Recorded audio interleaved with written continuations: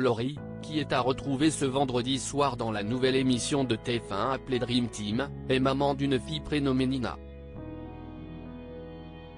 En juin 2022, elle en disait davantage pour le magazine Parents sur la naissance de sa petite princesse, qui allait alors bientôt avoir 2 ans. CST, un nouveau programme qui débarque sur TF1 ce vendredi 19 janvier 2024 à 21h10. Avant le retour de Danse avec les stars. Il s'agit de Dream Team. Une émission révélatrice de talent, dans laquelle s'affronteront 6 stars de la chanson et leurs équipes de jeunes chanteurs.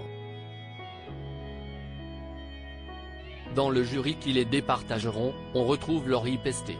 L'occasion de s'intéresser à cette dernière, notamment à la naissance de sa fille Nina, née durant l'été 2020.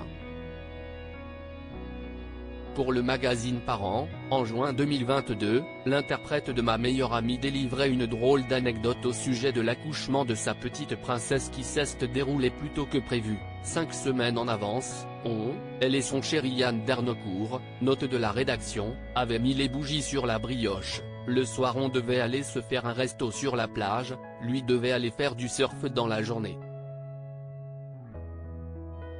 Sauf que non, parce qu'après avoir soufflé les bougies sur la brioche du matin, mon short était trempé. Et là, je regarde mon compagnon et je lui dis, je crois que je viens de perdre les os. Laurie, l'histoire autour du prénom de sa fille, le couple a donc été pris de court.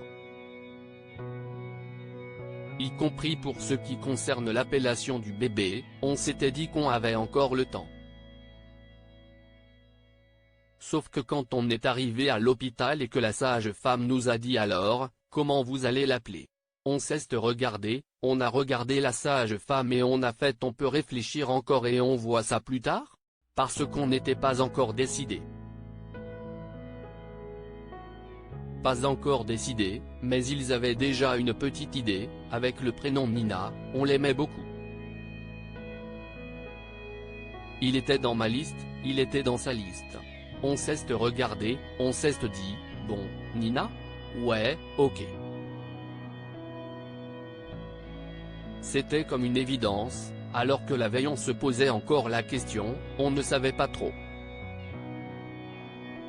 Mais quand on s'est retrouvés tous les deux dans la salle d'accouchement, on s'est dit allez. Leur petite fille s'est donc très rapidement appelée ainsi, sans qu'ils puissent vraiment avoir le temps de se tergiverser. Rappelons, enfin, qu'en raison de son endométriose, la chanteuse a mis au monde cet enfant par l'intermédiaire d'une procréation médicalement assistée, PMA.